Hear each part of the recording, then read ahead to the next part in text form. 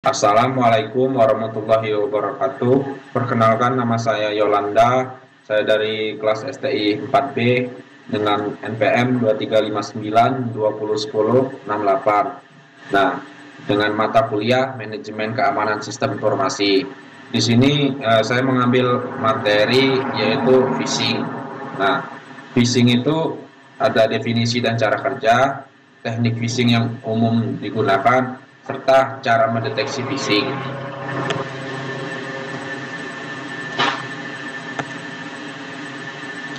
Nah, phishing, definisi phishing adalah serangkaian rekayasa sosial atau social engineering, di mana pelaku menipu korban agar memberikan informasi, serta dia biasanya dapat menyamar sebagai entitas terpercaya melalui media-media elektronik.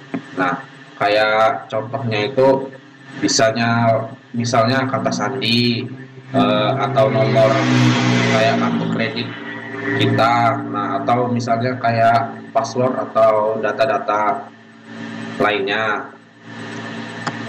Selanjutnya ada cara kerja umum phishing.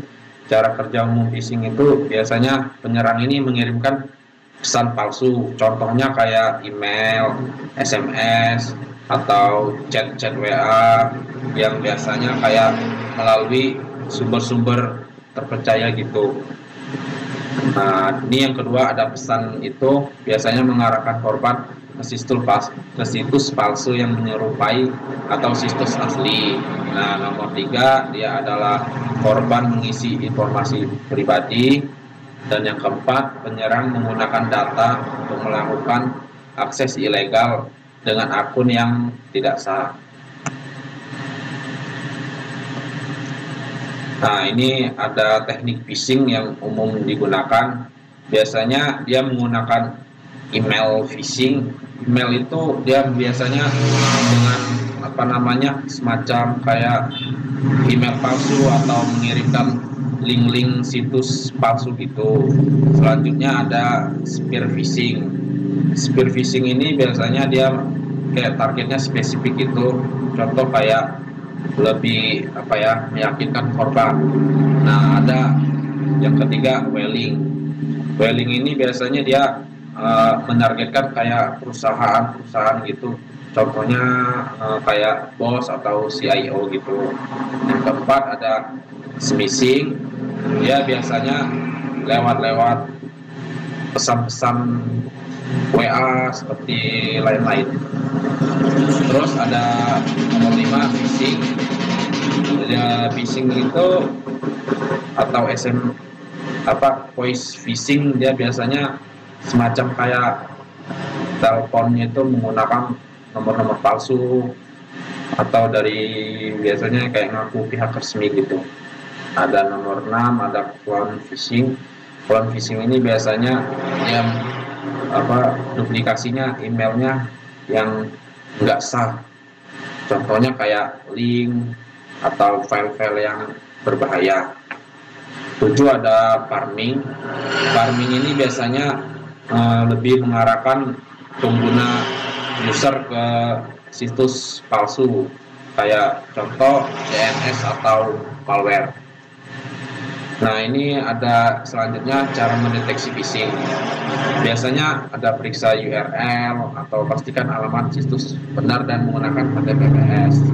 Nomor 2, ada waspada terhadap desakan waktu. Ada 3, cek ejaan dan tata bahasa seperti email phishing atau kayak kesalahan ejaan atau bahasa yang aneh. Yang dan keempat, klik link langsung. Biasanya dia mengarahkan kayak kursor atau alamat. Nomor 5, ada periksa pengirim. Nah, biasanya pengirim ini melalui email. Dan keenam, lihat sertifikasi SSL, adalah situs resmi menggunakan koneksi aman. Konsep dasar, teknik, contoh, dan deteksi mitigasi. Nah, biasanya ya konsep dasarnya itu berbasis rekayasa sosial. Dia kayak manipulasi psikologis korban biar kayak melakukan tindakan tertentu. Nah, yang kedua, eksploitasi kepercayaan terhadap institusi resmi. Nah, biasanya kayak apa namanya, ya institusi gitu. Dan yang ketiga, fokus pada bocoran pribadi atau biasanya akses akun sensitif. Nah, biasanya tekniknya yang digunakan itu dia menggunakan spoofing atau kayak semacam meniru alamat situs resmi gitu. Dan yang kedua, fake website, biasanya dia kayak membuat web atau situs palsu yang menyerupai. Nah, dan yang ketiga adalah keyloggers atau malware, biasanya kayak apa namanya, kayak mencuri data-data korban. Nah, ada di sini contoh kasus nyatanya kayak bank. Nah, dia biasanya menggunakan email atau kayak mengaku dari pihak BRI, dari BCA atau bank-bank mandiri. Biasanya kayak korbannya itu memverifikasi akun-akun, kayak memasukkan PIN. Dan yang kedua ada network phishing. Network phishing itu biasanya emailnya itu kayak semacam palsu. Nah, dan yang ketiga ada COVID-19 vaksin phishing. Nah, ini dimana kayak mengirim SMS, email palsu kayak dari Kemenkes gitu, kayak meminta data pribadi. Selanjutnya, cara mendeteksi. Biasanya menggunakan software anti phishing atau selalu verifikasi keaslian pesan langsung dari situs resmi dan edukasi pengguna tentang pola umum phishing. Nah, mitigasinya seperti menggunakan autentifikasi 2 faktor. Dan yang kedua, jangan pernah kita mengirim data sensitif via email, melalui SMS dan lain-lain. Dan yang ketiga, update perangkat lunak. Yang keempat, gunakan filter spam dan pemindai URL di sistem email. Dan yang kelima, lakukan pelatihan keamanan siber secara rutin. Saya akhiri. Wassalamualaikum warahmatullahi wabarakatuh.